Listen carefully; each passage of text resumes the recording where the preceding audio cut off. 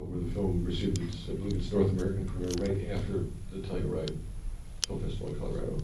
And he said, we didn't leave anything to chance. We were all micromanaging the tone, deciding whether one part should be played as a scherzo to crack on with the pace, or if another was an appropriate place for the right kind of humor.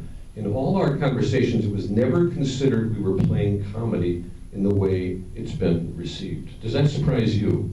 Yeah, I mean, I have a great memory of the very first screening of the film, public screening, was the first Saturday in September. I'd finished the film on a Wednesday, got on a plane to Telluride on a Thursday, and 11 a.m. at 10,500 feet in the Rocky Mountains, we had the first screening, and Geoffrey, Colin and I sat there together, and we couldn't believe how funny it played, and you know, quite frankly, I've sat in many comedies in the cinema and found there to be less humour, and certainly less laughs than this film seems to provoke. And so you've seen Due Date. All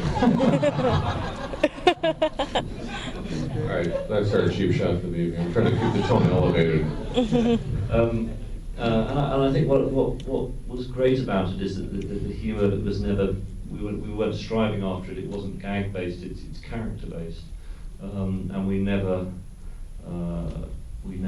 what's the word, transgressed the integrity of character to arrive at humour. And in fact, we felt humour was a key part of the real men's relationship and a key part of the therapeutic technique. I mean, I certainly, as a director, know that humour on set is a very good tool to relax actors before performing. I'm never draconian, you know, with actors about cracking up or joking around on set, because I understand it's terribly important for that rhythm of managing adrenaline and performance. And a great example would be the knighthood line, which I heard from the corridor gets a nice laugh here as it does wherever it's shown. And if you think about it, it's, you know, it's situationally correct that Bertie, as a polite person, would thank him in advance, even if it's going to be a failure.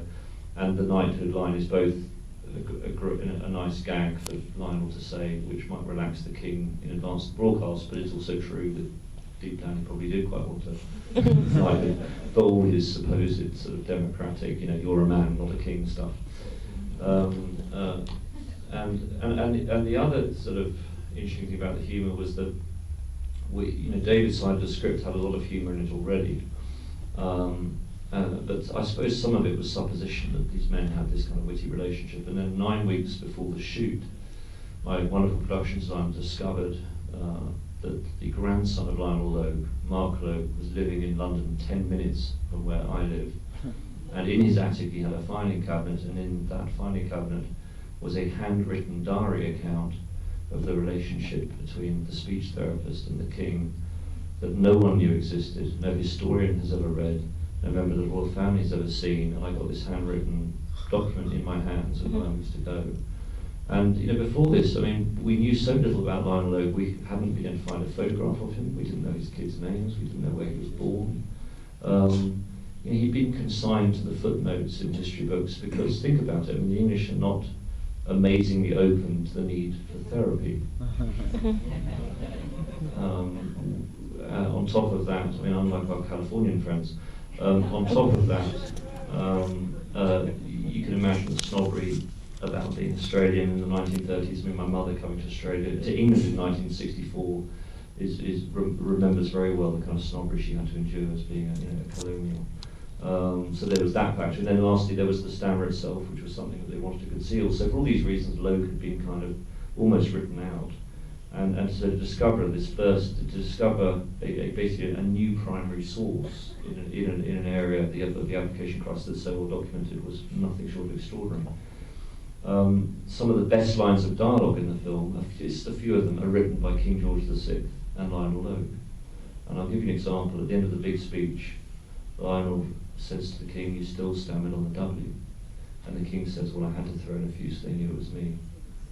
Those lines, direct quote, they were last spoken out loud by the real King George and Lionel Logue. But why is it, well, beyond it giving us a great line, which all the audiences love, it tells us that King George VI was witty and their relationship was witty. I mean, as Geoffrey said, the king's response is a line worthy of Groucho Marx.